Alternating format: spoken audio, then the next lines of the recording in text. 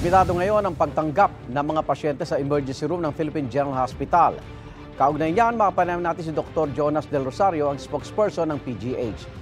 Magandang umaga po. Magandang umaga, Igan, at sa inyong mga tagapakinig at tagapanood. Kumusta na ho sitwasyon ngayon sa emergency room ng PGH? Overcapacity pa rin po ba, Doc? Oo, overcapacity pa, Igan. Talaga namang maraming pasyente pumupunta sa aming ospital.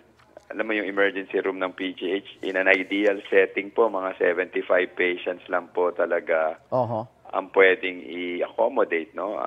Isa po ang PGH na may malaking emergency room.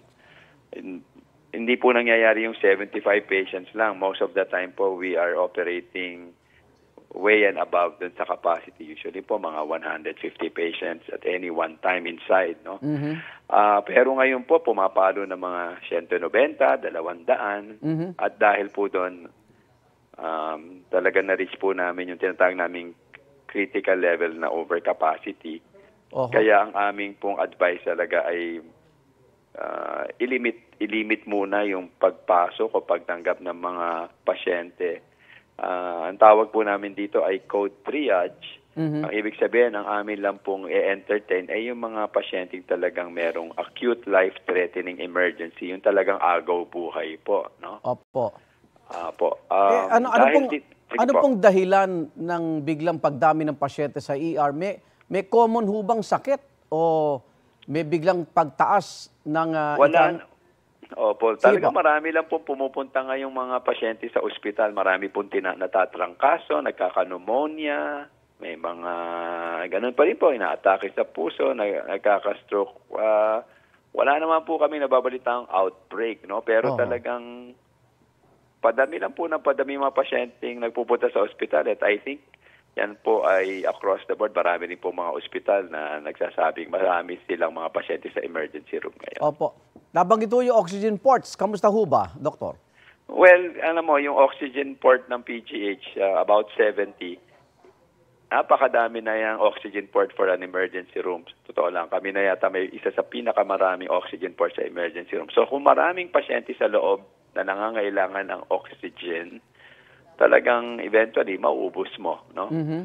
Sa ngayon po, lahat ay naka-ocupa. Ibig sabihin, kung may dadating doon na pasyente nangangailangan talaga ng oxygen, wala na po kami yung talagang naka-pipe in na oxygen port na naka-attach sa wall na bubuksan mo lang. So minsan po nangyayari sa stopgap measure, kukuha kami ng mga oxygen tank. Tapos kakabitan mo yon. Pero siyempre limitado lang din yon. Hindi naman yun, nauubos din yon. No? So hindi rin po safe sa mga pasyenteng iba na ganun.